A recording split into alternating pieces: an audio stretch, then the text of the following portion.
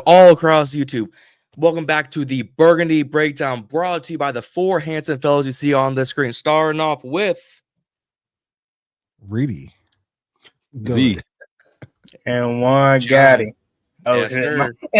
Oh, you good? Hey, I hey. thought you was gonna go laugh. I thought you was gonna go my laugh. bad. I ain't gonna lie, that abrupt pause. I thought you was gonna introduce us. Oh, I ain't know you was gonna point to Reedie, so that it caught me off guard. Hey. My fault. No, I ain't gonna hold y'all. That took me back to like a strip club, like announcer type vibe. That was like low key. or weird. handsome guys. I ain't gonna hold you, John. You gotta chill. Hey man, all right, my bad. That's on me. But fellas, how we feeling? Welcome back. What's going on? Man, busy day, bro. Busy day. Ready to talk about it. Excited. It's a lot to discuss, and let's get it. I'm feeling good as well. I'm feeling good, man. I mean, look, last time we talked, none of the Deebo Samuel wasn't a commander. The draft combine was just about to start up, and so much has changed in a week. I'm feeling good, and I can't wait to talk about this new commander look. And I do want to say, I know we're gonna get to it, but god dang, DK, you couldn't have requested a trade 5 days earlier, bro. God dang. Yeah, no question, man. Just getting back. I went out of town for the weekend, a little bit over the weekend. And the news dropped, and I'm just like, what? I had to call Z to confirm to make sure I was looking at what I thought I was looking at. But yeah, man, just it's crazy, and we had a whole show planned out for y'all today, but looks like we're scrapping that because of this news that came out today. John, what's up with that? Man, let's start with man. DK Metcalf requested to be traded. Christian Kirk expected to be cut or traded. Tyler Lockett got his old self sent to Las Vegas. Let's be honest. He's going to go meet up with Pete Carroll. A bunch of guys got signed. One guy retired. A few dealt to Chicago. It's been an interesting 36 hours for this NFL community. But the big name on the trade market, DK, squads 450, but not as much as Aaron Donald. Metcalf has requested a trade from the Seattle Seahawks. That's going to be, I think, the biggest name on the trade market now since T. Higgins got franchise tagged, since Christian Kirk's, although he's going to be cut. I don't see him being the big name splash. DK Metcalf is the neon sign, is the premier name on this trade market. How are we feeling about this? Man, y'all already heard a sneak peek of me. Let me first start by saying I like the Deebo Samuel move. I'm fine with it. But God, I would give it back for DK Metcalf. Why couldn't he do this a couple days prior so we would have shipped off what we did, or at least worked out something to get him here? I would much rather have DK than Deebo. I don't want to throw no shots at Deebo because I'm rocking with him. But it's just crazy. It's not a surprise. We've been all over this for the past couple of months. There's been rumors and hints that this was going to happen, but I don't know, man. What's going on with that NFC West, man? Cooper Kupp, then DK and Tyler the same day, and then the 49ers ultimately just about to be in a rebuild all of a sudden. Like, it's crazy over there. I'm still looking at their stuff like, hey, what's up? Tyler Hufanga was good. Like, hey, Brandon, are you trying to reconstruct that contract? Like, I'm looking for all they goods, man, because we know we got the ties to them. But it's just crazy. Joe Thuney traded to the Bears, right? I just want to make sure it was the Bears. And I saw just a little funny thing just to kind of remind y'all how much the Bears are just so fascinated with Jaden Daniels. I go to Twitter to check out the trade. The first comment says Commanders fans are going to see what a real quarterback looks like, unlike Jaden Daniels. I'm just like, y'all made a trade for a player, and the first thing you think of is Jaden Daniels, bro. Like, come on, dog. Like, that's just insane. Rent free. Right, yeah, like, it's just crazy. Like, you can't get over it. I understand it, but more of the story, man. I'm feeling good. The DK Metcalf trade is not a surprise, but I'm a little bit upset because I want him here, and I don't know if it's still a possibility how it would have been if we didn't make the Deebo Samuel move. Yeah, I say for me, man, starting out, DK was definitely not, of course I knew that, it's been talks that he, potentially could be moved and things of that nature. And he wasn't the top of my list. I feel like that for the stature, the athletic ability that he have. I don't feel like he always maximized that, and I feel like he was a whiner. So you know what I mean, initially it's like, nah, I mean, I'd rather some other guys over DK. You know what I mean? Then we went and got Deebo. You know what I mean, super excited about that. Definitely one of them situations where, you know, we're not in a long-term situation. I feel like we, you know, let him play this 1 year out, see how it goes, and then we can, you know, give him an extension and, you know what I mean, see how that plays out. But when DK today become, you know, requested to trade, I'm like, I call Reedie off ASAP, like, oh shit. You know what I mean? Do we go all in? Do we get super aggressive? I mean, you talking Terry, Deebo in the slot, or move Deebo around like you do, and you know what I mean, I have DK on the other side. Like, that's like those three together, sign me up. You know what I mean? And I feel like, you know, we still have the Terry McLaurin extension in our pocket. So it's when you add that extension, that gives us back some cap space for this year. Also with John Allen, whether it's via trade or release, however it may be, you still got that $16 million in your pocket. So it feel like, you know what I mean, if we make those two moves, you make the DK situation not look bad, and you still got other money to do other things. And I just think that'll be like super dynamic and give Jaden like some crazy weapons to, you know what I mean, to make this offense like truly lethal. With that, you still can make moves in the draft, whether it's get another running back or, you know what I mean, do free agents, get some linemen, however it may be. But I'm looking at it as of today, like, oh shit, like we should really try to make this deal and get it done. But as I said, prior to before getting Deebo, I wasn't really a fan of getting DK. Because I even said it like on the last show, you know, how much I wasn't a fan of it, but shit, them three together, man, that'd be crazy. That would be the entire 2019 draft class right there. DK, Deebo, and Terry. Mm-hmm. Yeah, absolutely. And I'm just going to chime in because Z and his uncle tried to call me out yesterday morning. You know, I was out of town, like I told y'all before. So when the DK excuse me, when the Deebo Samuel news broke, I was on a cruise ship. I was somewhere in the Bahamas on some Pirates of the Caribbean Wi-Fi. So it wasn't that good of a connection. And I called and I just was like, bro, I seen something that said, you know, Deebo to the Commanders. Is it true? He was like, yeah. I was like, what was the conversation? He was like, a 5th round pick. I was like, I bet I'll call you back. My wife was right there. So, you know, I had to get off the phone. I was on vacation. Couldn't really be talking about, you know, podcast stuff or the Washington Commanders at that point. So I let it go. So I finished my trip. I come back yesterday. Z want to talk about Reedie not sold on Deebo. He ain't had no excitement for this pickup, this, that, and the third. Excitement for what? I was not expecting Deebo Samuels to be the first chip to fall. So excuse me that I'm a little taken back by it. I don't really have a reaction yet. I apologize that I don't have the reaction that you were looking for. I'm not used to this stuff. The trade was Saturday, I believe. The trade was Saturday, but I'm still processing it. Give me time to process this thing. Respect. You know, I've been asking for years why we can't go get this guy for a 5th round pick. Why we can't go get that guy for a 6th round pick when these teams go and they make these outlandish deals for these top tier good players. And I'm always the one like, damn, we couldn't have gave up a 3rd. Like, we ain't had that. You know what I'm saying? So it does definitely feel good. It's a breath of fresh air to be in that conversation, to basically give up nothing.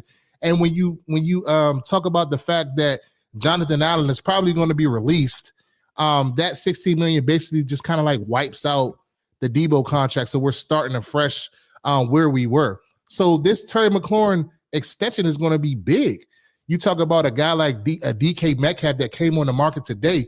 Like you said before, Z, I concur with you. Like, that's big. That talent from those guys in that draft class in our building would be crazy, would be insane. Like, that would show that we're all in for right now. You know, you go get DK, you already got Deebo, you got Terry. You know, you bring back say a De'Ami Brown, depending on what the price is at that point, or you may go out and sign I'm hearing rumblings of Christian Kirk or a Hollywood Brown who Z is high on. You know, that'd be big for our receiver room. and then you go in the draft and you draft one of these running backs that we talked about ad nauseum last week on this same program. So for me, I don't really know what to say. I'm just not used to this, fellas. You know what I'm saying? So y'all gonna have to bear with me, but I'm super excited about Deebo in the building. But if we can get DK Metcalf, oh my God, we are back. Yeah. Man, that being said, I think the only kicker, kicker, no pun intended, but with the DK trade is Seattle's going to want a player back in return, and at minimum, a second round pick for DK. At a minimum, we thought, Myles Garrett is going to warrant big trade value if the Browns trade him, because they've held strong of them saying, we ain't trading 95, we ain't doing it. We don't know what Seattle's going to say tomorrow. Mike Macdonald come out and say, we really love DK. We appreciate all the efforts we do, and we want to do right by him. Or he could pull and say, nah, fam, you staying right here. And he would just hold out the whole year. But the rumors are the Chargers and the Packers, they've got trade capital. More so the Packers, they've got a little bit of depth. They got the receivers, Dontayvion Wicks, Jaden Reed, Christian Watson's coming off, I think, an ACL, Romeo Doubs. They've got enough depth at receiver. If they went, hey, we'll give you Romeo Doubs a second and a sixth for DK, Seattle would say, cool, we're going to take another receiver with your second round pick, and we just added someone to pair it with a Jake Bobo and JSN. We cool. Chargers, I think, can do it because that gets you that number, that 1B to Ladd McConkey's 1A, because Ladd McConkey's that smooth route runner with good hands. DK is that physical, tall receiver, what Quinn Johnson was supposed to be. But I don't know if we're going to have the capital per se, meaning draft compensation, unless we start dealing out next year's picks, to go get a DK Metcalf at this rate, if we're still targeting Myles Garrett. That's my only concern. I don't think they get a second, though. I don't think they get a second. I think it's going to be more like a third or a fourth, and you know what I mean? And like you said, maybe they throw in a receiver, because with him pushing the envelope that he wanted to trade, and everybody already knew that, no, Seattle don't really want to pay him that money. You know what I mean? And it's been known that he was going to be available anyway. He just requested a trade pretty late. So I don't think they get a second for him. I think it'll be more in that third or fourth range with like with a receiver. But I mean, like you said, on them only wanting a receiver or trying to require a receiver, then that puts us in a situation and have to throw Luke in there. I mean, shit, get him the hell out of here if that's going to get us DK Metcalf. I don't care. But, nobody probably want Luke. So it's one of those things where we will have to, throw in another pick or something, or, even if they would take Jon Allen. I kind of saw on, I think it was Josh Taylor, he kind of predicted Arizona, Seattle, and another team out west. Houston, to be interested in Jon Allen. So if Seattle will bite on that, then that's a win for us. Shit, Jon Allen for DK straight up would be a miracle, but Jon Allen and a third and shit, even a next year fourth or something like that, I probably would do just to make it happen, because like I said, that offense would be crazy. Yeah, I think I agree with you, Z. I think it's going to take a third and a player. If you can get rid of a Jon Allen, to send him over there and maybe kind of sweeten the pot, because we got to take on that salary. Even if we do re-sign him, we still got to re-sign Terry. So I don't know if they want to. And then you still got Deebo. I believe Deebo is probably going to be on a prove it deal, but at the same time, like, that's 3 receivers that you got to worry about signing within the next year. So I don't know how that will work. So we can still stay in those Myles Garrett sweepstakes. But at some point, we're gonna have to move on. We can't keep playing this dance with Cleveland, and they're not going to trade him. Like, we got to do what's best for us at this point, because there's players out there to be had. We got other holes that we need to fill. Don't get me wrong, edge is a major need that we need to fill, but I feel as though we can. It's other people out there. You got Joey Bosa that's probably going to get cut. You got Max Crosby re-signed today, so he's off the board. And Yeah, then you Mac. still got Dante Fowler Jr. and we have Dorrance Mac, Armstrong already on the roster. So that's a guy that we could possibly kick the can down the road and bring back. And then maybe look to draft somebody to develop somebody. Yeah, I feel you on that. I don't know though. I just feel like the longer Cleveland wait, the less and less the price gonna fall. You know what I mean? So Yeah. well, I mean, the more the price is gonna fall, because I mean, you get closer and closer to the draft, or free agency start going through. Teams ain't gonna be giving up certain stuff, so their best chances to strike now. And just like somebody in the comments just mentioned, DK did. It's a report that came out. DK wants to go to a contender, so. Like I was telling you earlier, Reedie, I mean, they just can't trade him anywhere because the other team gonna want to know that, he would be interested in re-signing there. So, what I mean, ain't nobody, say if the Raiders want the Raiders probably be a good fit for Pete Carroll's sense. But I mean, if it's a non-contender try to be in the mix, they gonna want to know that they gonna want that security. And what I mean, so a lot of these guys wanting to go to contenders, us finally being a contender helps us a lot. So we'll see how the chips fall, but I'm just excited for the being in the conversation. So let me take it back right quick. Hey, Reedie, man. First of all, I think it's just the PTSD still trying to fight its way through you. You know what I'm saying? Because I ain't gonna lie, for you to not have no reaction at all is not even a what? Like not even something like hold on, huh? Like Juan, nothing is kind of crazy. Not to cut you off. This is how the conversation went. He FaceTimed me. First of all, it was like 30 minutes after the situation. So it's like they on vacation. His son like to rip and run around. So him and his wife just chilling. All right, it's cool. You chilling with your wife, you ain't call me immediately. That's cool. I understand that. Call my FaceTime my phone. I'm like, all right, he finally called. He look at the phone. So what they saying? First of all, that's the first question. He said, what they saying out there? Like, what you mean what they saying? We got Deebo. Oh, so yeah, it's true. Yeah, it's true. And what we give up? A fifth. All right, let me call you back. They're like, what? No, like immediately, like, I bet, like, oh, damn, like, all right, let me call you back. I'm like, cool, all right, cool. Maybe he might be busy at the moment. I talked to him like the next day or whatever. No conversation about Deebo. Get home. Normally it probably kick in. He'd call him like, yeah, so man, yeah, we talk literally 10, 15 times a day about what's going on with the team. And then when he get back, he's just like, oh yeah, so just casual conversation. I'm like, this nigga's not even happy. Yeah, he's just trying to play cool. But again, don't let Reedie fool y'all. And I told him this yesterday.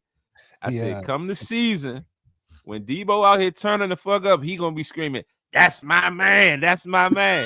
So he missed the switch up. So it's cool. or the reverse. He said, "Get him out." Yeah, or either that, or if he don't pan out, I told y'all he was some shit. I told y'all I wasn't so. So he like to play the 50. That's just Reedie though. But nah, in this sense, I'm not playing the 50 though. Honestly, like I'm excited, but I just feel like I don't, like I told Z earlier. I said I want to be one of them teams that has 3 receiver weapons, that has a take it the distance back, that has a nice tight end, and we got JD5 obviously. But I want to be one of them teams, and I don't know. Sometimes in my head, I just be thinking like, damn, like, are they going to be like, oh well, we can't mortgage the future? Are we going to get another Ronald Eugene Rivera? Like, I know AP's not that, but I'm just saying, in my mind, I'm like, all right, well, his salary is what, 21 million. Are they going to pull this shit and be like, oh yeah, we can't go get another receiver? When all of the great teams in this league got 3 receivers, 3 good receivers at that, not no mediocre receiver. Even the mediocre receivers come in and turn up. You know what I'm saying? Because you got them dogs that's around them. That's all. I just want that for us, and I just hope that like we can make another move. There's another corresponding move coming, or we maybe draft somebody. That's all. You know who you just described for me? Christian Kirk. Like, you just described somebody that can come around 2 other dogs and elevate his game. I think that is the more realistic option. I would love DK Metcalf, but given the history with Cliff Kingsbury and given the fact that we've kind of been tied to him already, that is the perfect guy that I think you just described for who you would want to come. You know, a mediocre guy, which don't get me wrong, he still was a 1,000-yard receiver. He's not just no slouch, but he comes in and assume that third receiver role with Deebo technically being a number 2 as a weapon, probably more of a 2-ish, 3-ish as a Pacific wide receiver. But I think that's Christian Kirk all the way. However, for me, I do want more size in the wide receiver room because I think the reality has just set in for me that De'Ami Brown may not be returning to this team because of how good he was in the postseason. He has a market. People actually want him. I'm thinking we're gonna get him back for maybe a 1-year prove it, 2-year, $10-15 million deal. Nah, it may be somebody gonna pay him 3 years, 30. I think New England gonna do it. So that puts us in a situation. I think last week on the first episode, I kind of was hinting to an all veteran receiver core as a possibility. So hey, I'm all in for DK. I like what y'all was saying. That's it. That is a good point. That's the same thing I said about Myles Garrett as well. Is when we trade for these guys, if we talk about trading for them, we're gonna have to also extend them. So that means the draft compensation, they can't be asking for too much craziness because we still got to end up paying them at the end of the day. But I think you're fine, Reedie. I think you just gotta let go of that last little bit that's just trying to hang on. You know what I'm saying? And then the mortgage into the future. Look, AP ain't gonna do that. I'm trusting them. They ain't do nothing wrong. So even if they sit on their hands, I trust. The draft. They know they must know something about the draft that we don't know. But I highly doubt that. If push come to shove, the worst thing we probably do to address the receiving core again may be Christian Kirk. But I still think we're gonna be in on some other guys before we get to him. But I would rather get a Hollywood Brown over a Christian Kirk. Hollywood. I would too. He's always injured, but I feel like Hollywood, that's your speed guy that we're that take the top off kind of guy, kind of similar in stature wise. But like you said, Juan, I do want a bigger bodied receiver. You know what I'm saying, like a 6'5", 6'4" guy, because we never really had that. You know what I'm saying, guy like that. And I was floating around the idea of maybe signing Keenan Allen, but everybody was like telling me that I was dumb because like who wants Keenan Allen? He's 34 years old. Like he's basically washed, like in a sense. And I just feel like Keenan Allen is your possession receiver. All your intermediate routes, your slant routes, your out routes, even your little fade balls in the red zone, like he's great at that. So I was throwing that out there, but Z made a good point that Keenan Allen may cost too much. But at this point in his career, like on a 1 or 2 year deal, I don't know. Why everybody keep bringing up Cam Sims? Yeah, about to say Cam Sims. He been in this league. Cam Sims is like a 30-year vet with 3 years experience. Like, come on. I got a soft spot for Cam Sims because I always felt like he was underutilized, man. I felt like if he was utilized properly, he would have had about 500 receiving yards. But no, we ain't gonna get Cam Sims. No, Cam Sims has made an impact in like 3 years. That's crazy. I thought he was gonna make the roster after that touchdown in the preseason. Man, I mean, I was telling this in the comments, but I think Reedie got PTSD, post-traumatic Snyder disorder, with the not being used to winning. But to be honest, I was like that like 2-3 months ago. I still wasn't used to us winning games, guys wanting to be here. Like I even once in a while catch myself like, we went 12-5. I don't feel like it, and I forget it's already March. I'm like, all right, yeah, that's on me. That's on me. But yeah, the trade and extend, it's gonna be interesting because y'all make great points. Is you're gonna have to give a good amount of capital and re-sign them for the future. So that's something what the Deebo thing was. Is San Francisco probably would have gotten a 4th for him if they took on some of that cap it. But because we took all the cap, they said, "Yeah, we'll give you a 5th because you're taking all the risk and reward. We're just taking your draft pick." Mm-hmm. Which is fair. We helped them out. Honestly, we did. Although, I mean, they're out here doing wrong by Brock Purdy, taking all his weapons away. But that's on them, not us. But Juan brought up a good point in the group chat. I think it was yesterday or 2 days ago with Jonathan Allen.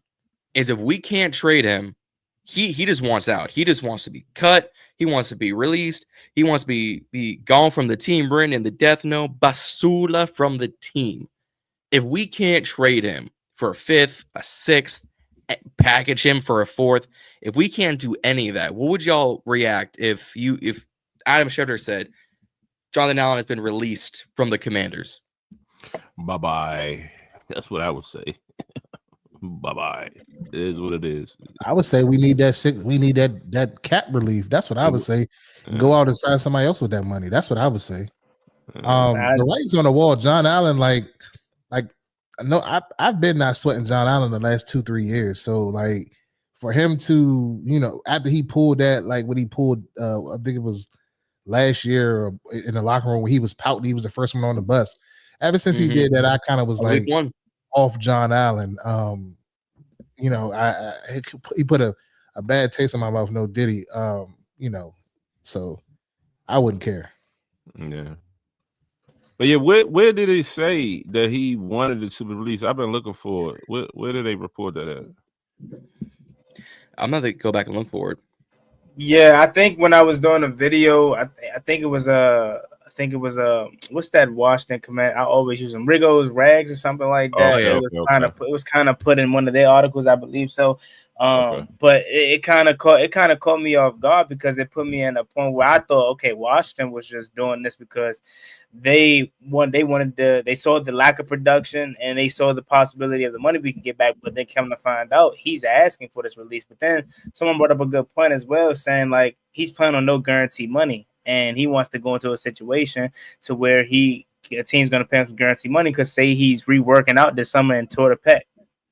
You know what I'm saying? He wants that assurance. So that makes sense on his behalf. It also makes sense on our behalf to not pay him that money because if we you know what I'm saying, keep him around to give him his guaranteed money, it's like, bro, what a production that you haven't shown us nothing over the past couple of years, but decline, but yell in the locker room saying how pissed you are. You not even doing nothing that contributes to the team. You know what I'm saying? But if he's cut, I mean, that's the ultimate reality at this point. Like after the Deebo Samuel trade, I was banging like we need to trade him now because we need draft picks. There's no way Adam Peters goes into the draft with 6-7 picks. It's no way. But like now it's kind of just after saying that we tried to include him in the San Francisco 49ers trade. And the only reason why they turned him down was because of that 1 year left on his contract. I'm about to take that $15-16 million deal. We'll just wait for him to be released and then sign him. So they would have taken it, but they would have taken him in the trade because it was originally supposed to be Deebo Samuel for Jonathan Allen. Straight up. It was supposed to just be that. But they looked at the contract situation and said, nah, we ain't about to take that. It's exact same as Deebo. Yeah. So if he gets cut, I mean, my first reaction is show me my money, like that coach in the locker room, bro. Like, tell him bring me my money. Show me my money. So, what do y'all feel about? Let me ask y'all this: what do y'all feel about if the Myles Garrett situation falls through and we're not able to trade for Myles Garrett at the draft or before the draft, and we get into a situation?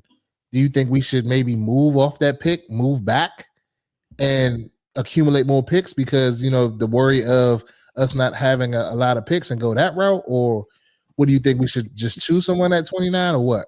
What are you saying, John, based off of the draft scenarios and things of that nature?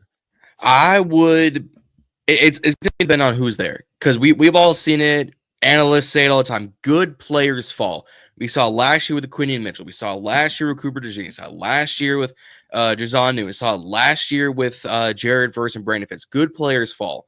If there's someone at 29, like a Donovan Ezeraku, like a Savon Revel Jr., I'd point this out to the fellas. It's Savon Revel Jr., not Siobhan. The H is silent. It's Savon Revel Jr., although I think he'll make it a little farther because of his injury. If a Derek Harmon, a Darius Alexander, a Kenneth Grant on the defensive side of the ball, if a Matthew Golden, a Mecca Ibuka, a Gray Zabel kind of falls, and maybe I would stick and pick. But if there's a team like New England wants to come back up, the Browns want to, I might pull Buffalo Bills last year's, trade back 3 or 4 spots. You stay in the first round, and you trade back again straight into the second with the 33rd overall pick, like they did with Carolina to 33. You can get probably another 3rd, another 5th, another 6th. You go from 6 to 9, 6 to 10 picks. You're cool. I just think it's going to based on what the draft board is at the time and who Peters likes. If Peter really likes a guy, I don't see him not trying to move around. Like they really liked Sanderson and Sinnott, so they moved back and they got them both. But they really liked Johnny Newton at 36, so they sticked and picked. I think it's just going to depend on how the board falls. But in my boat, I would move back. I've been doing a few mock drafts where we trade back from 29, go to 35, 36, 37, 38. And we get, a late third and a fifth or something like that. So you get 2 more picks. But overall, I think it just depends on how the board falls. Yeah, I was going to say definitely that. And also, like John said, if there's quite a few guys that they like and, how they, feel like where we are and the value that you can get for that pick, trading back is definitely on the table because we still got to fill out this roster, especially if we go heavy in a free agency. Then you got to fill out the roster through the draft, and it's one of those things where you kind of just wait and see how it go. But I think that either way, there's definitely going to be some trading back to an extent with so many needing so many guys. Yeah, so for me, I think they're going to take BPA. I don't think this is a Ron Rivera situation where we draft a player. Oh, Emmanuel Forbes, he had the most picks in the NFL. We need a picks. We're just going to reach for a guy and select the wrong player. I think they're just going to take BPA if it falls to the criteria of how they see the board fall. Push come to shove, they may trade back, which I think is a reality considering the fact of lack of picks that we have at the current moment, as you guys already stated. I think Washington, for me, though, like if I was in charge, the only position I feel like, and I know this may sound crazy, but they rejuvenated. Shout out to Saquon Barkley and all those guys. They rejuvenated the running back position. So the only position I would be willing to take at 29 is running back. Like Omarion Hampton. So I know he probably not going to fall that far. Ashton Jensen, all those guys may not fall that far.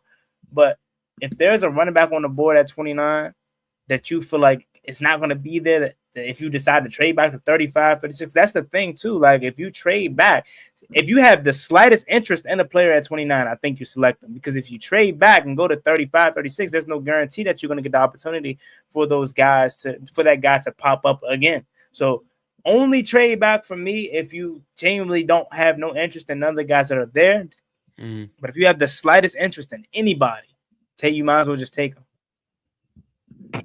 Yeah, I'm seeing in a couple of these mock drafts, like Bucky Brooks and some of these experts, they having like Ashton Jensen like maybe like 21, 22. So my thing is that, like if he's right there, do we think about coming up? Like, you know what I'm saying? Like if it's a situation where the best back in the draft is at 25 and we picking at 29, why not come up and get him? I mean, or is this a draft like John, you kind of like the draft expert guy, so educate me on these running backs. Is it worth a Henderson or a Hampton? Are those guys worth sitting at 29 like Juan alluded to? If Omarion is there, I'd say yes. He's gonna be your go-getter. He's probably in my book like an Eckler B-Rob mix. He's got the speed of Eckler, he's got that down run ability of B-Rob. I think the combine, as much as people say you shouldn't judge a player, based on the combine, and it's absolutely true. John Ross, perfect example. Speed demon did as much in the league as I did. Nothing. All right. So the combine. League, bro? John Ross? No. Yes. Me? Absolutely not. No. Exactly. That's my point. I didn't do nothing either. I'd have been like 5 years old. What you mean? But the combine showed out who will rise and fall. So your Brashad Smiths out of SMU, your Rashad Tuttons out of VTech. Those guys are going to rise up some boards just purely because they ran a sub 4.53. Purely because of that. And Tutton was first in all the categories for running backs: 40-yard dash, 10-yard split, broad jump. And if he did the 220, if he did 220, the 225 drill, I think he was first in that too. So he's going to rise up some boards. Like I would take him if you run a 4.32. Shit, give him and Jaden with an RPO. Lord have mercy. Rashad Smith at a 4.35 with Jaden and B-Rob with a triple option. Lord have mercy. Jensen falling is more and more common with a lot of these mock drafts. I've seen mock drafts where he goes to the Chargers, where he goes to the Broncos, where he drips a little bit back there. I've seen him go as high as 6 to the Raiders because they got rid of Josh Jacobs last offseason. So now they're, fresh slate with Pete Carroll. He's going to want his Marshawn Lynch. He's going to want his guy. Ashton Jeanty would be a Sean Payton guy. Can give you speed, can give you a burst, but can also give you power. People don't remember. Throughout the course of the college football season, Ashton Jeanty set out 8 quarters, set out 2 full games of football, and had put up these numbers. Set out an equivalent of 2 games, 8 quarters. Could you imagine if he played the rest of those quarters? What he would have put up? He would have broken every record. Probably would have taken Heisman from Travis with those numbers. So I mean, it's not a slight to him because like he's my number 1 back. Like I was been raving about him since I saw him. But I mean, you gotta take in consideration the conference that he plays in, and all of that. Like if he was in the SEC, would he? We don't know. You know what I mean? So for sure, competition. So you know what I mean? He's a great back. Not taking that away from him, but we still got to put that out there. Oh, for sure. I mean, yeah, conference matters and everything, but we were all hyping up Mac Jones coming out of Alabama. You see what he did. Devonta Smith, we call him Skinny Batman. Man's a stud. Randy Moss, if I remember correctly, came out of, was it Marshall? Was Randy Moss Marshall? Yeah. Hey Mo, who calls him Skinny Batman? I've seen a lot of Slim Reaper, Skinny Batman. I've seen it a lot. Yeah, have you heard that? John I've never heard that shit. I know a bunch of Philly fans call him Skinny Batman. I'm like, what y'all on right now? But I'm gonna take it anyways. Y'all heard that before? No, you're good. I've heard it before. I've seen the picture. I heard the Slim Reaper though, but Skinny Batman is wow. They have a picture of buff AJ Brown and a skinny Batman Davantae Smith right next to him. I've seen. Okay, respect. My bad, John. Stay cool. No, you good. But there's a lot of smaller school guys who made impacts in the league. People forget, as all of his career he had, Chad Pennington was, I think, Randy Moss's quarterback at Marshall. If my young mind put me, they both got drafted. Randy Moss is a top 3, top 5 wide receiver in history. I have Jerry as my 1, but that's just me. But some of these smaller school guys make impacts in this league. I mean, Cincinnati's not, a small school by any means, but it's not your SECs. Both Kelsey brothers went to Cincinnati. Both going to have gold jackets in 6 years when they retire. Mahomes went to Texas Tech. He didn't go to Texas. He went to Texas Tech, the redheaded stepchild in the Lone Star State. That man's gonna have a gold jacket in 3 years. That man can have a gold jacket right. Sauce went to Cincinnati too. So yeah, Sauce Gardner went to Cincinnati.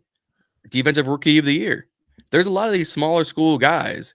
Brock Purdy, Iowa State, Mr. Irrelevant. They love, putting up. Well, his first 3 seasons, he got injured. NFC Championship, Super Bowl. Didn't do great his 3rd year. But I would take a quarterback. You put up back-to-back NFC Championship, appearances with the last pick in the draft. Brady, I mean, I hate to keep bringing this up because he went to Michigan when Michigan wasn't the beast. He was 199 in the draft, and he's the greatest of all time. So I think some of these smaller school guys, Mike Green out of Marshall, Jane Higgins out of Iowa State. You've got Clay Webb out of Jackson State. You got Marcus Ware out of Montana State.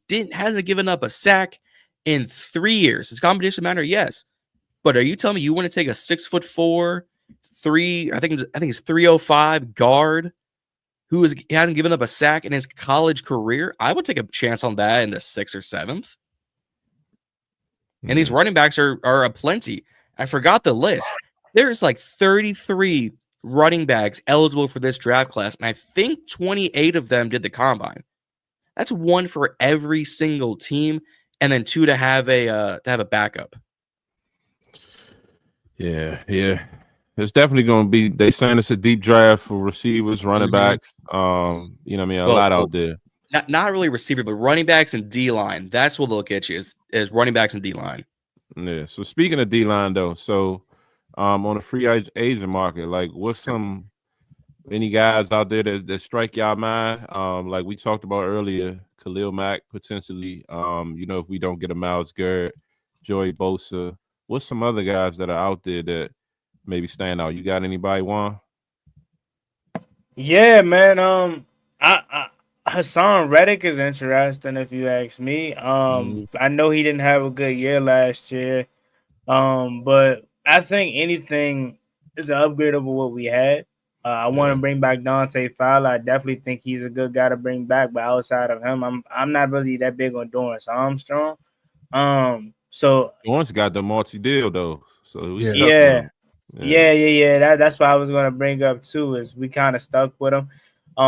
Chase Young, I wouldn't mind bringing him back as like my third, fourth option. Though. Like I want us to do something and also have him like as a backup, And I'm sorry though because I want to go all in. I'm that low on this defensive line unit though. Like if it was up to me, if I was the GM, Deron would be gone, Jonathan Allen would be gone. Oh, like it would be just Johnny Newton and Davantae Fowler if it was up to me. But that's how low I am on the defensive line unit right now, as far as getting pass rushes and getting pressure on the quarterback and obviously stopping the run. But if it's not Khalil Mack, if it's not Myles Garrett, if it's not none of the top guys that we've talked about, obviously Max Crosby isn't going to be on it now. I think it will have to be Hassan Reddick. I'm not that high on Josh Sweat, and did they already extend him, or is it talks about? That's him what I was going to ask. They haven't extended him. I'm not. I feel like he's a JAG, bro. I feel like he's a normal edge rusher, and I feel like a team's going to overpay for him. And I think that's why Philly probably has not. They already signed Zach Bond. I'm not saying that they're not. I'm not saying that they're not going to sign him, but that is maybe a little reason why they don't want to sign him back because I feel like they know he's just a regular guy. Like he's not nobody special. So I wouldn't pay for him. And if you sign him, you're basically saying that you're not going to bring in a Myles Garrett because that notion that if we get too close to a deal, that they're going to try to come in and hate and block us from getting him in. Just give them something that they can't, resist the Browns to get Myles Garrett. So that, by them signing him will kind of take that notion off the table. Because how? What would they do? Yeah, that's true.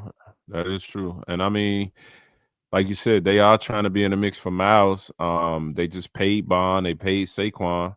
Shit, they made Bond one of the highest paid linebackers, or if not the highest paid linebacker, something like that. He got a pretty nice deal. So it was a 3 years, 51 mil, 34 guaranteed. Yeah, so they threw that bag at him. Sweat they might not have the bread. Yeah, they might not have the bread to pay Sweat. Or Milton Williams. Yeah, I forgot about him. They still got to try to figure out something else. I'd bring him in. If you're getting rid of Jon Dowd, I'd bring him in. He destroyed to a degree. He was putting pressure on teams every week. He became for casual fans, a household name this season.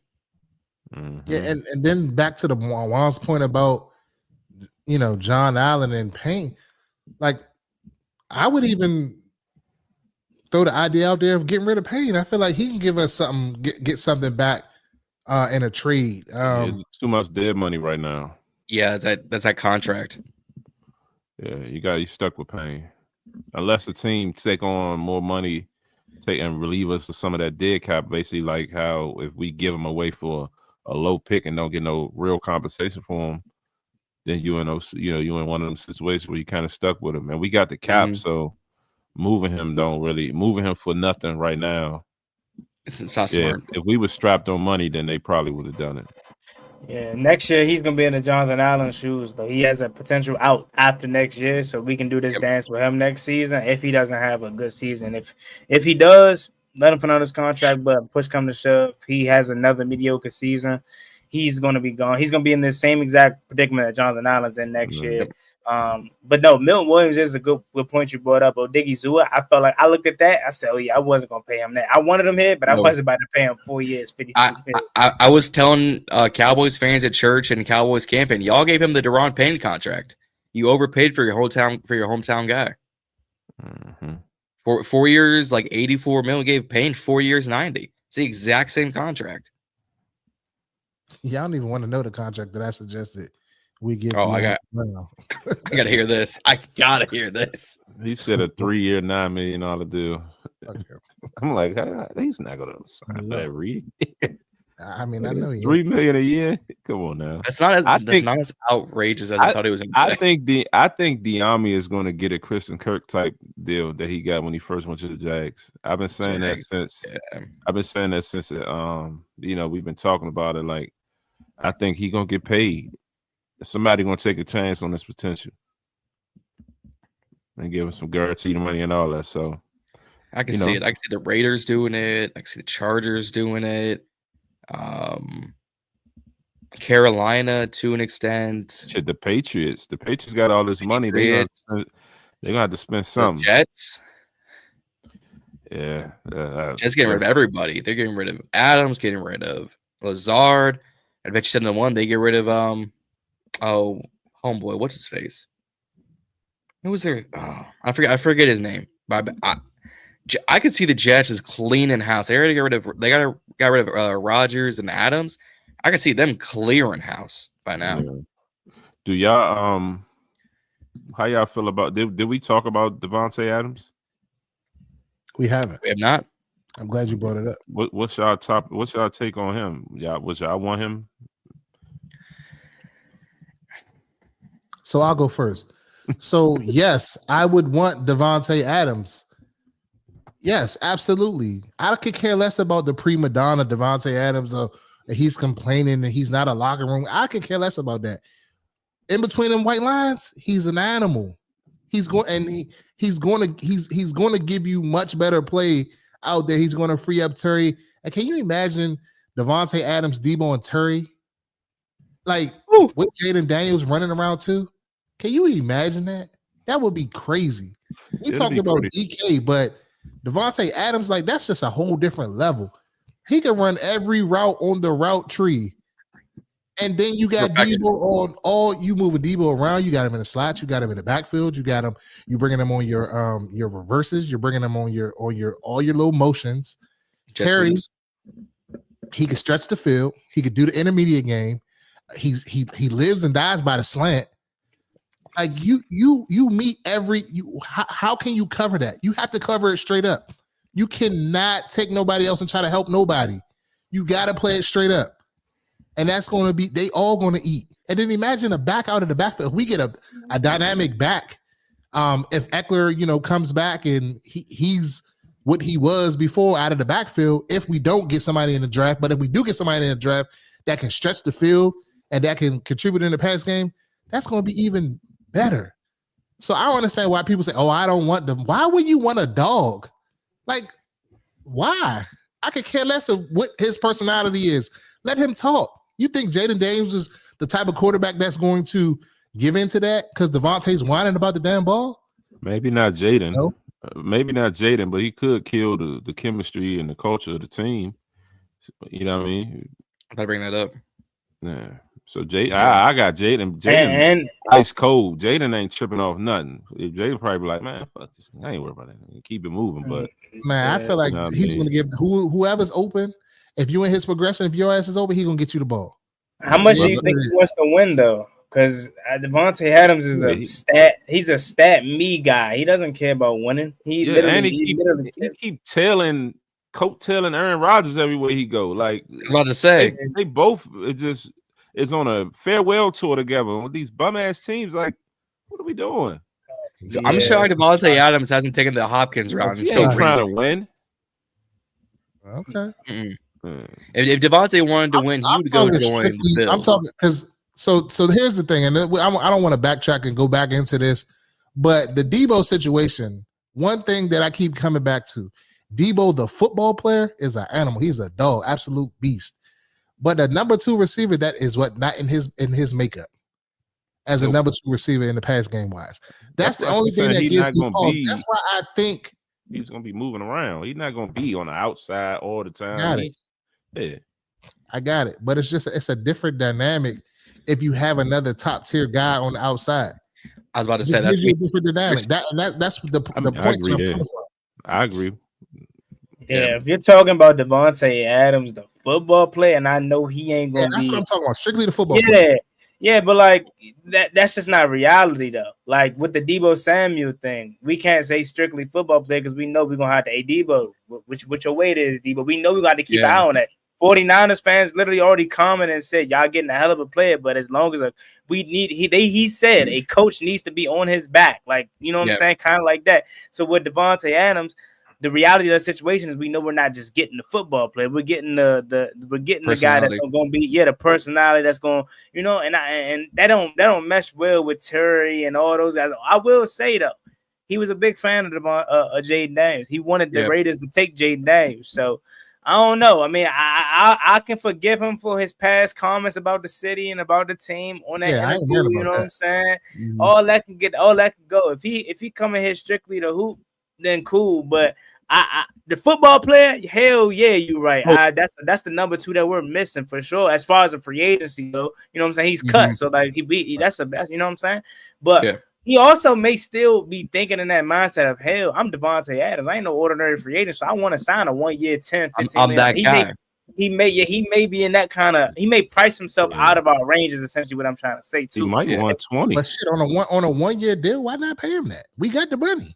He might want 20. He's A's gonna want 20, and B, if you have too many cooks in the kitchen, it's gonna burn the house down. You've got Terry, who's a 1. You've got Deebo, who wants to play as the 1. You've got Davantae, who's been the 1 his entire career. Too many 1s. Who's going to be your 1B? Oh, well, it's going to be me. Well, it's going to be me. Well, and then you're going to push Terry as the C? You're going to push Terry as the 1? Too many cooks in the kitchen is going to give you a problem. And especially with the egos Davantae and Deebo have. So let me pose this question to you, because I get your points. I get all 3 of y'all points. If you're starting a team right now, take away personality out of it. We're talking about strictly football player at the wide receiver position. There are 3 or 4 guys that you're going to pick, and it damn sure ain't going to be Terry McLaurin. And I love Terry. Terry is our 1A. But if we were putting a football team together right now, Terry wouldn't be your 1A. So if what point are you making though? Jamar Chase or because his point was there are too many cooks in the kitchen. Like he's Vontae's used to being the number 1. Terry's the number 1. Deebo wants to be the number 1. Deebo knows he's not no damn number 1. Deebo's crazy if he think he's the number 1.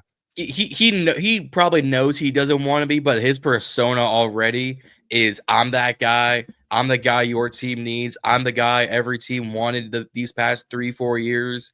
Even though he hasn't put up more than 800 yards the past 3 seasons, but everyone wants me kind of thing. It's his track record right there. That already makes him that 1 in people's minds, which is going to be the issue. But that's just me. Yeah, and I'm seeing, just to kind of reiterate, we was talking about DK. It might require a second. I'm seeing Cena Anderson. She tweeted that there's a team willing to give up at least a 3rd round pick for Metcalf. So I was seeing mocks on DK giving up Dontavian Wicks and pick 23 from the Packers for DK. I said, "Oh, first? Damn. No. Damn, a first in Wicks? Woo. No. I mean, maybe a 3rd in Wicks or a 2nd in Wicks, but a first? Like DT, I'm not putting any disrespect. That's no disrespect on DK. DK is a dog. DK is a physical freak of nature. All right, that man is built for the gym and built for football. But a first for DK, we got Deebo for a 5th. Teams are probably, if Cooper Kupp's not cut, it's gonna be a 5th for Cooper Kupp. And Cooper Kupp was a Triple Crown winner. All right, he's one of the best out there.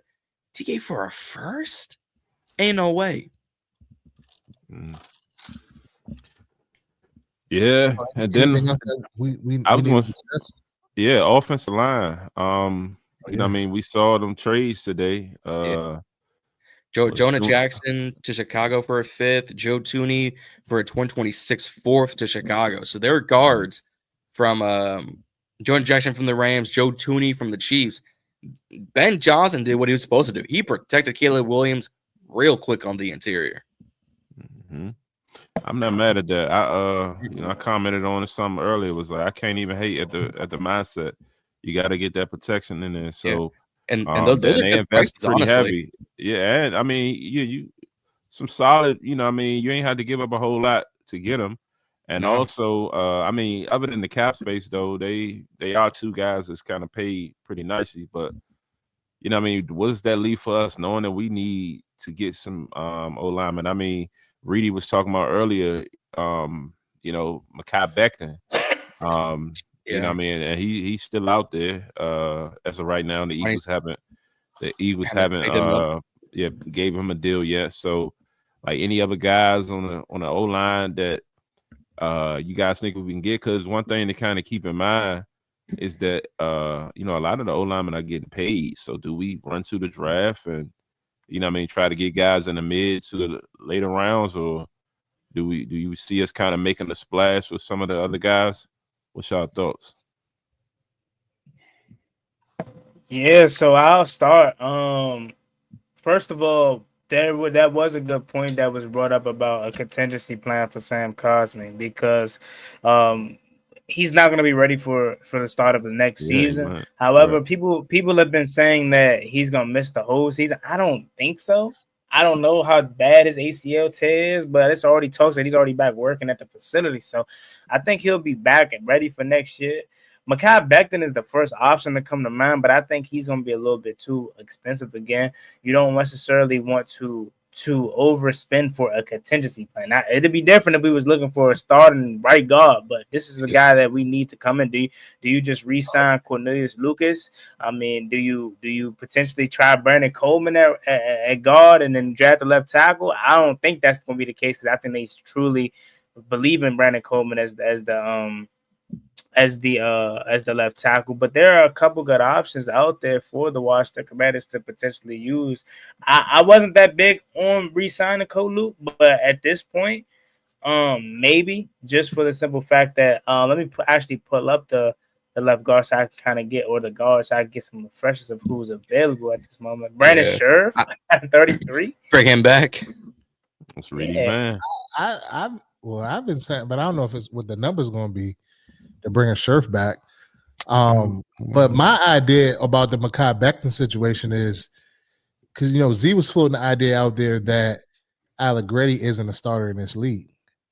So a lot of people are saying that they're not necessarily sold on Allegretti. So if we're not sold on Allegretti, if you're playing guard, you can play on the left or you can play on the right side. I mean, that doesn't matter. So you maybe plug in a Becton until a Cosmi comes back, and then Becton takes the spot from Allegretti. We have to get better in the interior of the offensive line. You know, I think we got a solid center in Biotish. You know, I was listening to what's his name? Grant and Danny today, and they had Jon Gruden on. They basically were saying that Jon Gruden wasn't necessarily sold on Cole.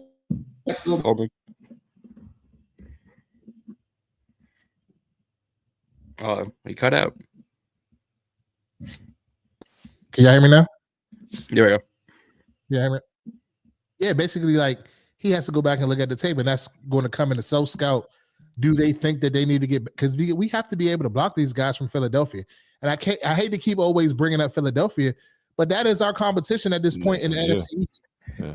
It's a blueprint. If they're bringing their guys back, and they've shown over the last, I don't know how many seasons, that they're a good defensive bunch, if we're trying to take the next step and get to the next level, we have to go through them. So we have to have them in mind in everything that we do. Now, if we feel as though that these guys, this front five is going to be able to hold up well against them, then stick where we at. But I feel like we need to bring in one or two offensive linemen via the draft or free agency. I just don't know who's out there in free agency right now at this moment. Because Tony and all of them, I didn't even know they were going to be available. Yeah.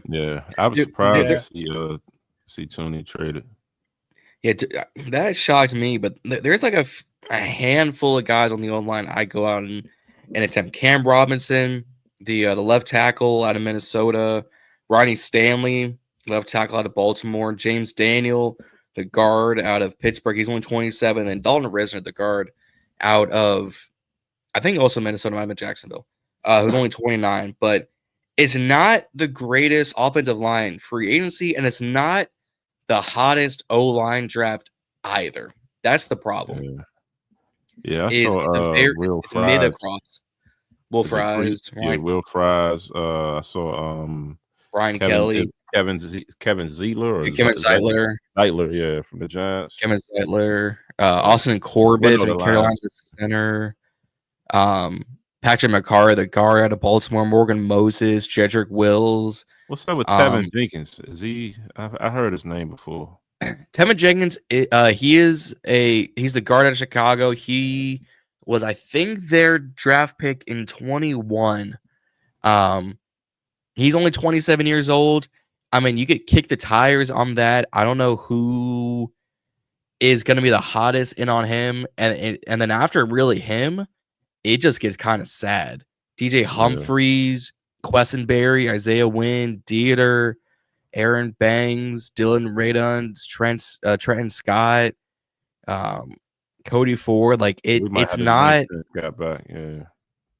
Like I mean, you could bring back, Cornelius. You could bring back Trent Scott just for the depth alone, with Cosme out and Coleman as a rotation. I mean, Alex Kappa got picked up by Vegas State, 2 years, $11.2 million. And he gave up the most sacks, pressures, and QB hits this entire season to Joe Burrow. And Vegas was like, we want him. But I mean, but that's the state of this O-line free agency, is the guys who gave up the most pressures, the most sacks, and the most hits was the first O-line to get picked up, and then the two guys got traded. That's the state of this O-line free agency, which is not great. Before we move forward, I do want to shout out to Biggie Steve for the super chat. Says scenario, Myles Garrett and a first, because we were going to trade back in DK, and a third or fourth back from them. Only cost you 18 mil on a prove it. Yeah. So he's saying, and what, get Myles Garrett because we're going to give them the 29th pick, and then somehow we get DK for a third or fourth.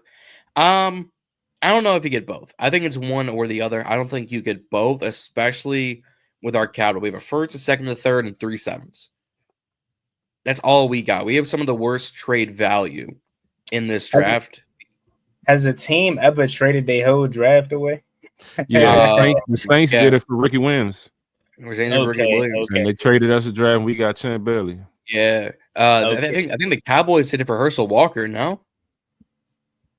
I don't know. That was a little before my time, so I ain't know that. But I don't know how that would fly in this generation of social media. But the fans, recently, no. Yeah. If we did that, they'd be pissed. I ain't gonna lie, but like the last big haul of picks for even just to move up or move back was RG3 or no? I'm thinking more recently. It was a little after that.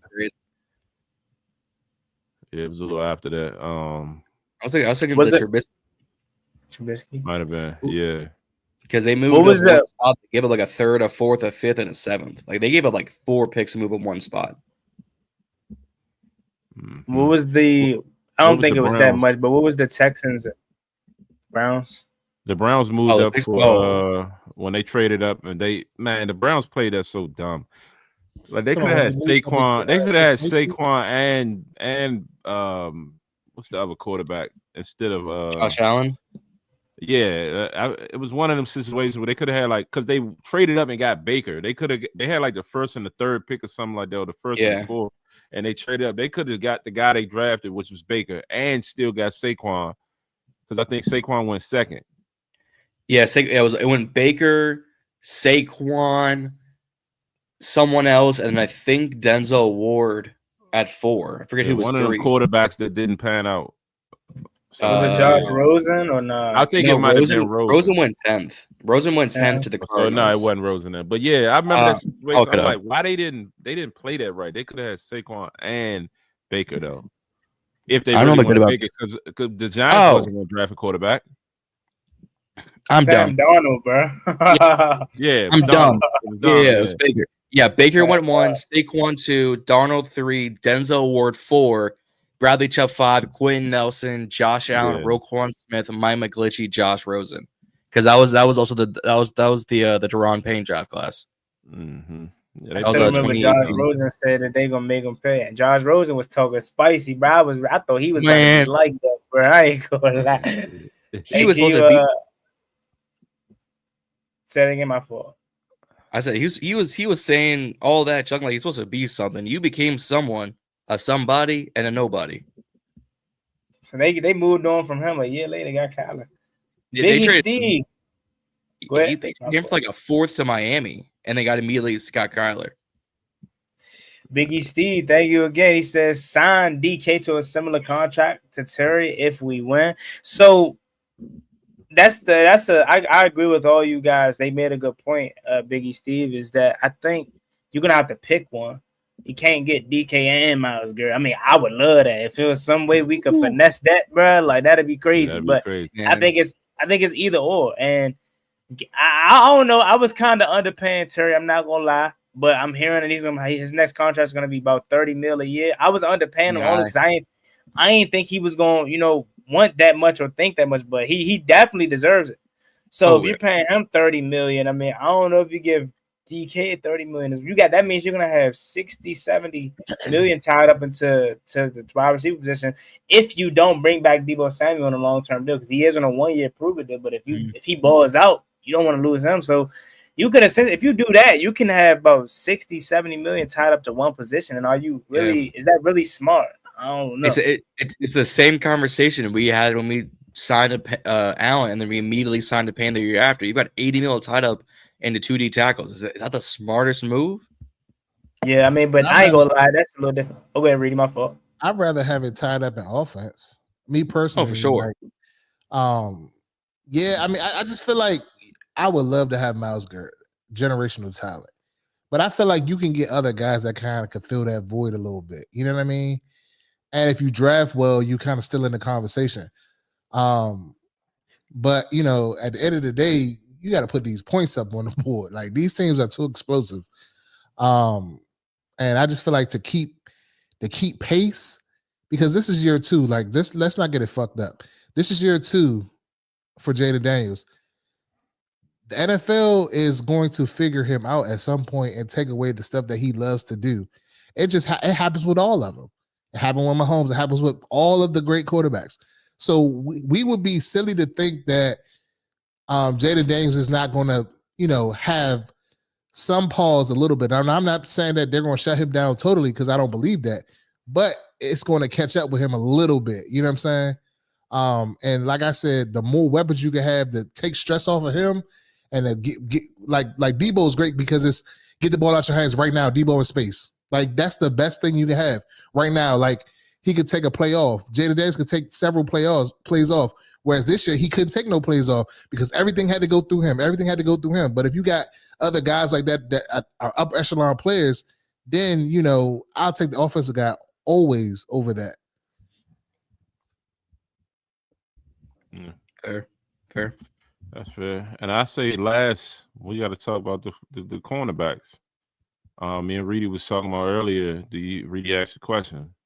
Would you want Reed or Ward? I say Ward. And I said that because of just the height.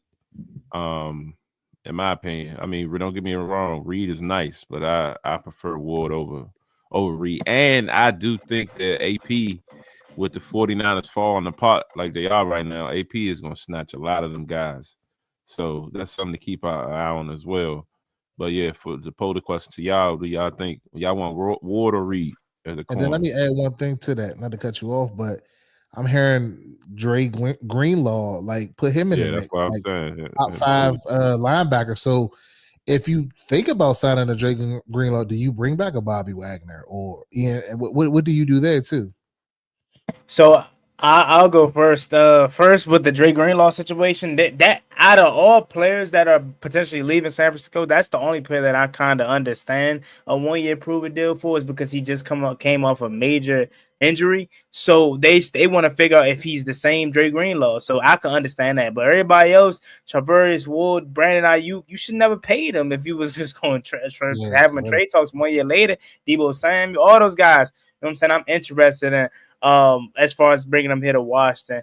And for me, I want Mikey Sanders still on the outside. I don't want nobody else. Nah, all seriousness though, Charvarius Ward will be the one, for sure. From just the fit, personnel wise, I feel like he's one of AJ Brown's toughest matchups. He always battles well with AJ Brown. And then on a personal level, he had some very traumatic situations that happened with his family. And he already tweeted out and said the next team that get me is gonna get the best version of him. So it just seems too perfect. You know what I'm saying? The size of the player, the fit of the player, the relationship with Adam Peters, and we already just did business with San Francisco already. And again, with his situation personally going on, man, he's playing with a chip on his shoulder, man. And I can't think of a better available guy to pair with Marshawn Lattimore. Marshawn, Mikey in the slot, and then Charvarius Ward. Oh man, that'd be insane. Yeah. I'm all in for Ward for sure. Yeah, I would say I don't know. I say Ward, but you know, Reed is not a slouch either. I think you still gonna get some good play out of him as well.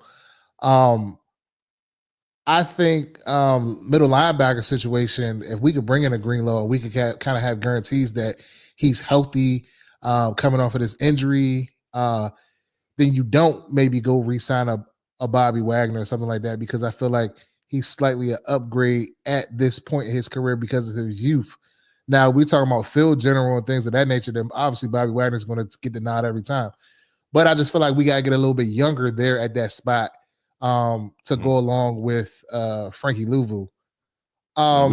We still got Hamilton and who was hurt last year, who they love doing camp. So that's something to think Jordan about. McGee. Deion Hamilton and Jordan McGee. So that's my guy. two guys.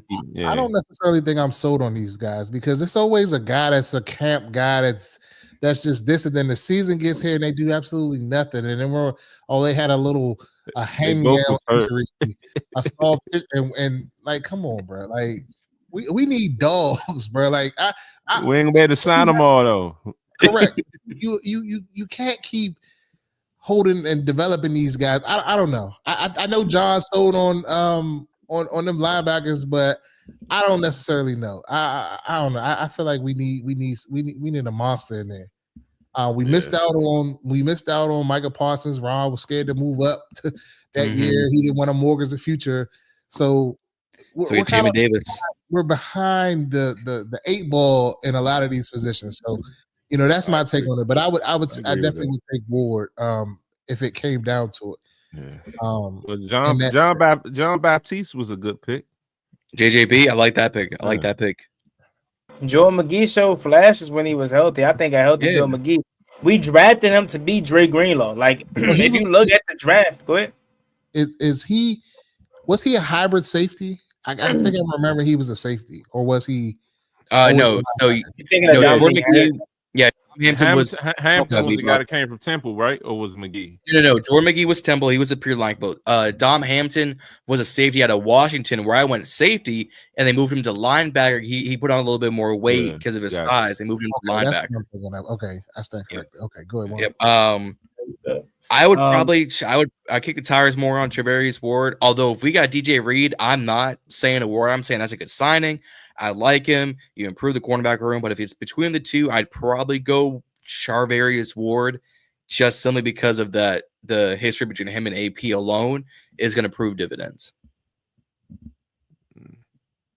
That's very interesting. I know a lot of people are high on Charvarius Ward. I haven't heard a lot about DJ Reed. I know he wanted to come here, or at least he posted on Twitter giving us our props. But a lot of people have been saying, and what I've been saying again solely, just because he's been in the NFC and I've seen more of Charvarius Ward than I have seen the DJ Reed. that would be the guy I go to. But I do got a soft spot. I know they ain't gonna do it, but my soft spot is keep Mikey on the outside and let Noah run a slot. But I'm already knowing they gonna upgrade the cornerback position as they should. And back to the Joe McGee point. He just got to stay healthy. The Adam Peters literally drafted some of these guys to be 49er guys, similar with Ben Sinnott. He literally told him on the phone, "You're going to be like Kyle Juszczyk in San Francisco." It came out that Joe McGee's supposed to be Drake Greenlaw. So, and he was definitely way better than who was it that had to come in that one time this year? It wasn't Bobby, it wasn't Frankie. It was another linebacker. I'm forgetting his name. Was it Mikael Walker? Yeah, Mikael Walker. There you go. Mikael Walker, bro, number 32. I was just like, I just lost it because Joe McGee, he was getting hot, man, and then he ended up getting hurt again. So I get you not being sold on McGee yet, and all these young guys. If Reedie was in charge of this whole thing, we'd be trading for the whole NFL right now. We had zero salary cap, bro. All 1As. Like, all 1As. No mediocre. Well, in the Rams community, he would say, "F these picks, we getting everybody." I that's how I live. I live in that Rams mantra. Shit. But I mean, if we look at the Philadelphia Eagles, that's how they built their situation through that draft. Yeah, they had top picks though. They had multiple first round picks. That was the great thing for them. They was able to get premium guys in the draft. They got Jordan Davis without doing a whole. They got Jordan Davis at what 10, and they also had to pick at like 25. I think it was 9. He went 9 that year. I think 9. Yeah. Oh yeah. What was the year before 9. The year before they got, or was it the year after they got? Jalen Carter. Yeah, massive. Well, Jalen Carter fell because of some of the Fast and Furious moves, but Jordan Davis just big, tall dude for no reason. The man's like 6'6", 300 pounds. You're like, why are you this big, dude? Make no sense. But yeah, they just know. Howie Roseman knows how to draft, but so does AP. And this year kind of proved it. The fact that we had 5 starters. Yeah, 5 starters is a good start. Yeah.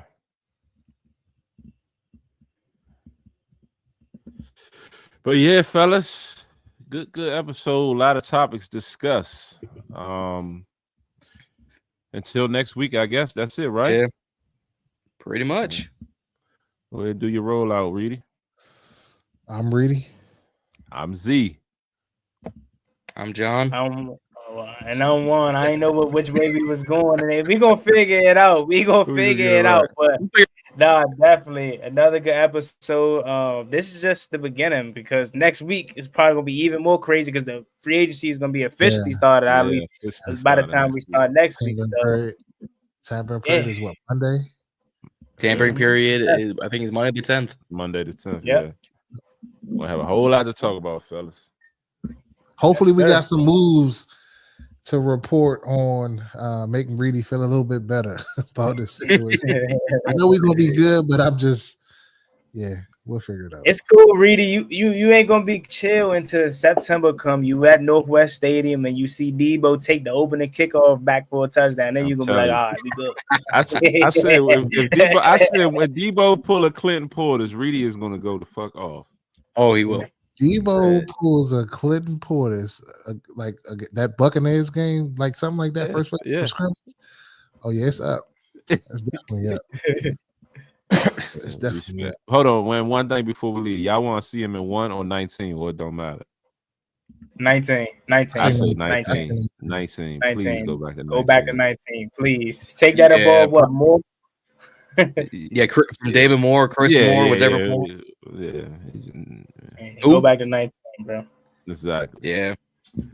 But all right, fellas. Until next time. Also, everybody here, make sure y'all like, share, subscribe. Follow all of our channels at Reedie Zee, at Ballin In Burgundy Podcast, at Juan Gotti Talking Sports. Make sure y'all tap in with us. Like, share, subscribe. Like we said, follow us on Instagram. We are the Burgundy Breakdown, and we will be back next week. See y'all soon.